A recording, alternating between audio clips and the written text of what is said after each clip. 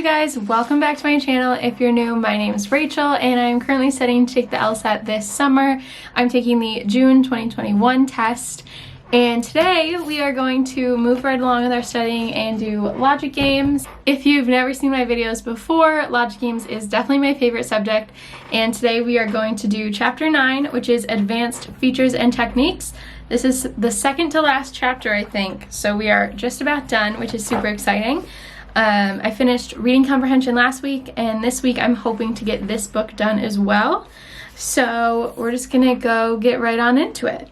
So I've come to my first drill so far in this chapter, and so far we've talked about 3 different question types. First, we talked about justify questions and why those questions can be difficult, and kind of some tricks and like an outline on how you should attack those questions. Then we talked about rule substitution questions, where the question will tell you to ignore a certain rule and find a rule in your list of answers that would identically replace that rule or have the same effect on the game. And then we also got like a kind of an outline for how you should attack those questions. And then we also talked about different numerical distributions and how it's really important to pay attention to how the variables can be distributed within the spaces or groups depending on the game, and how even sometimes when you think or assume that it's a one-to-one distribution, so like the same amount of variables is the same amount of spaces that you have, it can be tricky and actually have multiple different possible distributions just depending on the wording of the question. So this first drill is all about numerical distributions, so I have to go through and identify all of the possible distributions for each question. Okay, so I did that drill, and then I did my first practice game, and this was a hard game. It talked about you had 6 committee members, and you had to divide the members into 3 different subcommittees and stuff, but the questions were quite difficult. I ended up getting 1 wrong, which seems funny if I said it was hard. I just spent a lot of time like staring at them. But I knew I got it wrong when I answered it, but I wasn't like sure enough that I wanted to change my answer, you know what I mean? So even though it was hard, I'm glad I did well, and now I'm gonna go ahead and do another practice game, and then I think there's more reading after this game.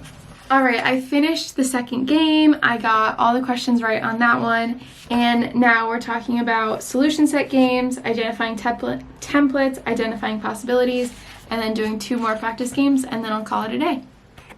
Alright, it's been about 2 hours since I started this chapter, and I am finally done. It ended up being 4 games at the end instead of just 2, and I only missed 1 question across all 4 games, which I'm super proud of. I'm kind of mad. It was the very last question that I got wrong, and I actually circled the right answer and then doubted myself and changed my mind. So it's fine, I'm not salty about it, but anyway, that's gonna be it for today. It's starting to get dark out, so that's my cue to put this away, but I will catch up with you guys tomorrow. Good morning, everybody. Happy Thursday. It's like 9:30 a.m. right now, and I'm actually getting ready for a virtual LSAT workshop that I'm doing with St. Thomas University's College of Law. They have a 2-hour workshop that they're doing this morning from 10 to 12, and we're just gonna be going over some LSAT questions. They sent out a practice exam before the webinar, like when you signed up for it like a week or 2 ago, and then they wanted you to take the practice exam, and then I guess we're gonna be like going over questions. There's somebody coming in from who went to Harvard, I think they said. Let me pull up the email again, because finals is just like ruining my brain. There's just so much going on. Harvard grad and LSAT tutor David Lance, I believe is how you say his name, is gonna be like helping go over LSAT questions, and then they're also obviously gonna be talking about the law school. So I'm doing that this morning. I braided my hair because it's a mess, and I just have a gray sweater on, because I assume this will be something where I have to put my camera on. This is my second webinar now, or workshop, whatever, that I've been to. I went to another one on Monday night, but I forgot to vlog it, and that was for Southwestern Law School in LA, and that was just a talk with one of their alum, Mandy, I'm gonna say this name wrong, Mandy Brooksbank, I'm sorry, and she's an entertainment lawyer in LA, so it was just like a webinar kind of Q&A type situation where we got to talk to her about her experiences and stuff like that.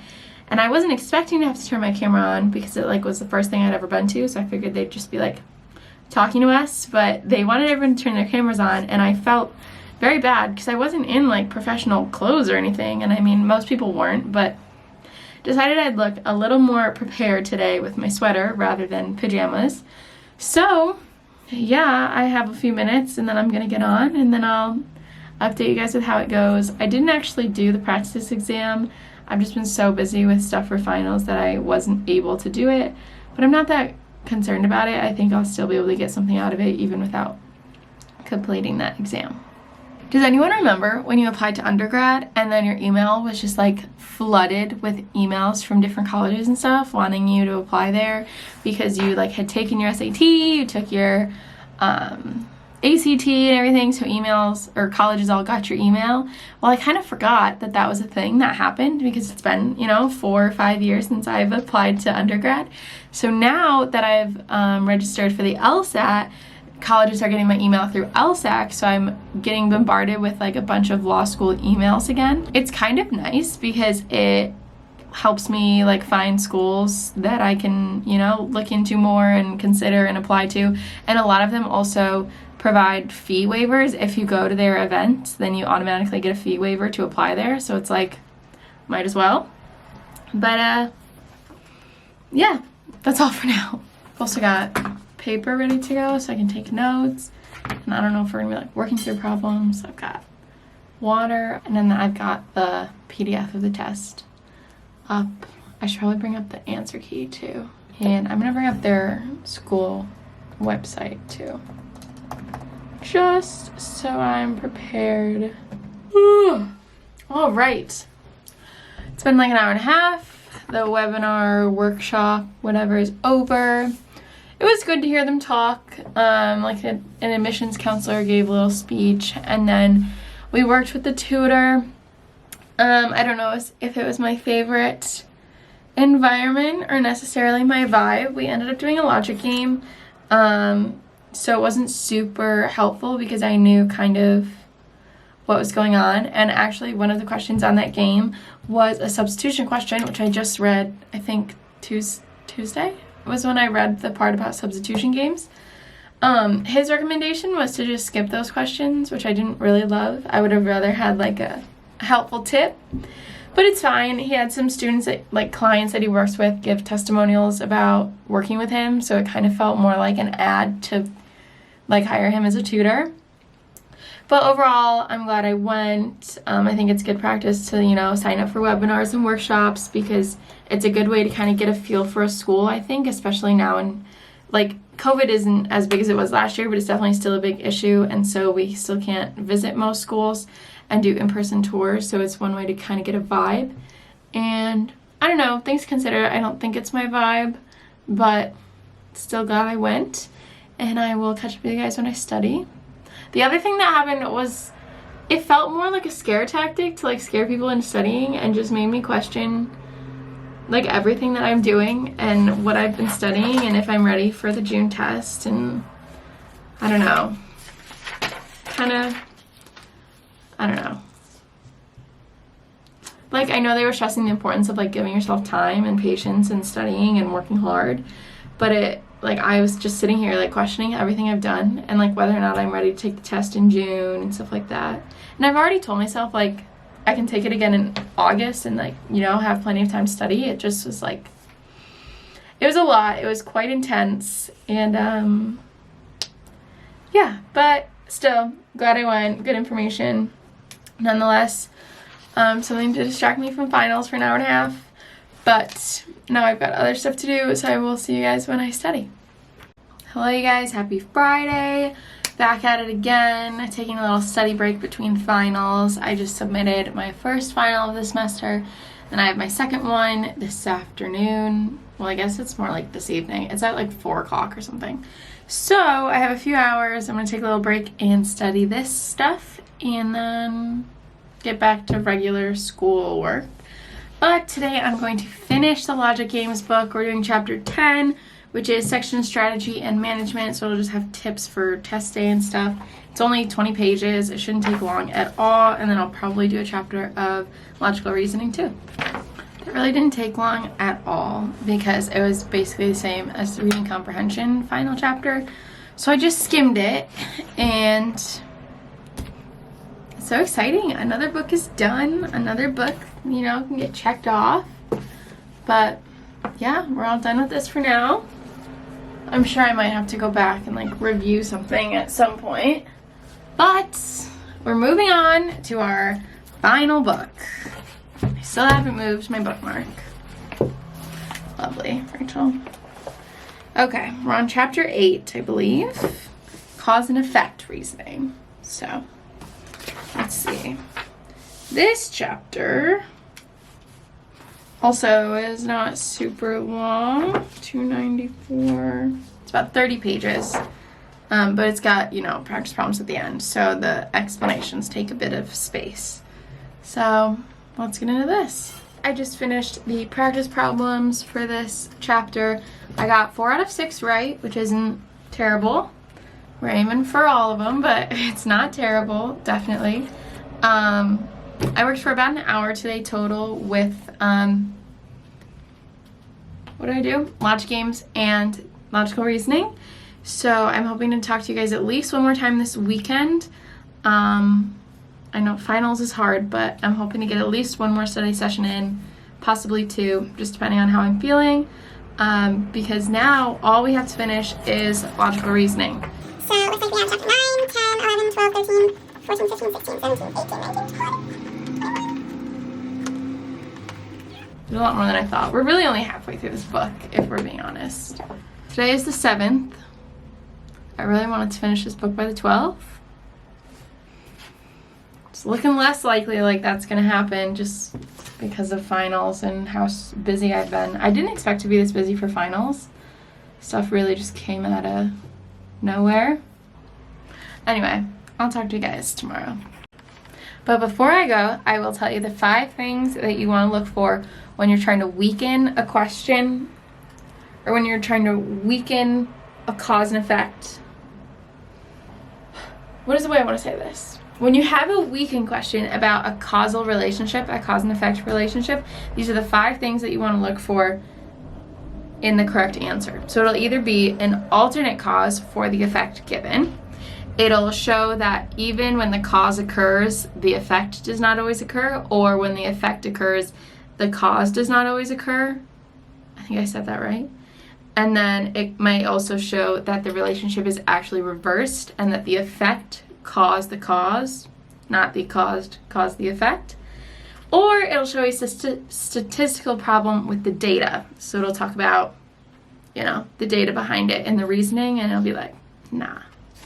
But anyway, I'll talk to you guys tomorrow. Happy Saturday, I'm back. I know it's been like 0.2 seconds, and I probably moved it all because I haven't moved my camera since I studied yesterday. But we're gonna go right on into it. We're doing chapter 9 today, which is all about strengthening questions. All right, so that only took like 30 minutes. So I'm gonna go ahead and do chapter 10 as well today. And chapter 10 is justify the conclusion questions, which are similar to strengthening questions, but for these, you have to, the correct answer will strengthen the question like 100%. So like it'll completely justify the conclusion, whereas in a strengthening question, the answer could, you know, completely justify the conclusion 100%, or it could only strengthen the question by like 1%. So I hope that made sense, and I'm gonna go ahead and read this chapter too. It's also pretty short, so it'll probably just take another 30 minutes. That chapter went pretty well. Once you kind of understand like the basic structure of justify the conclusion questions, it makes them a lot easier to do pretty quickly, and that chapter literally only took 15 minutes because it wasn't very long and I could just kind of like do them pretty quick. I did get one practice problem wrong, so like that sucks, but I'm starting to understand more, like, I want to say a formula. It's not an exact formula, but it is a pretty good formula of just kind of diagramming the premise and conclusion within the question, and then you can just kind of like make the inference. It's kind of like an inference in a logical in a logic game. When you have, you know, A causes B and then your conclusion is A causes C, like your missing piece is that B causes C. So that's what you're looking for in your answer to 100% prove that the conclusion is true. So anyway, we're gonna stop for now and then we'll pick up tomorrow with chapter 11. Finals are officially done. I finally finished all of my papers and reports and stuff that I had for the end of the semester, and I did want to talk to you guys and study a little bit Sunday or Monday. I just couldn't. There was so much going on with finals, and I was trying not to be too hard on myself because I knew that like finals was what I needed to focus on the last few days. Not that the LSAT isn't important, but like that was the time for finals, so it was okay that I didn't study those couple days. And now that it's a month away from the test day, it is time to really crack down and get to it. So I'm going to end off this video here, and then in the next one we'll start up with practice tests and stuff like that since I'm officially on summer vacation. And yeah, I hope you guys liked this video. I hope it was helpful for some of you. If you want, definitely subscribe and give this video a thumbs up. Follow along on my studying journey. We got a couple weeks left, and then I'll definitely like, you know, talk about the tests and stuff like that and see how it goes. And I will probably continue these throughout the summer, especially if I take the August test. I'm just not 100% sure yet how that's going to go. As I take some practice tests, then I can give more definitive answers on what I'm going to do there. But other than that, I will see you guys in my next video.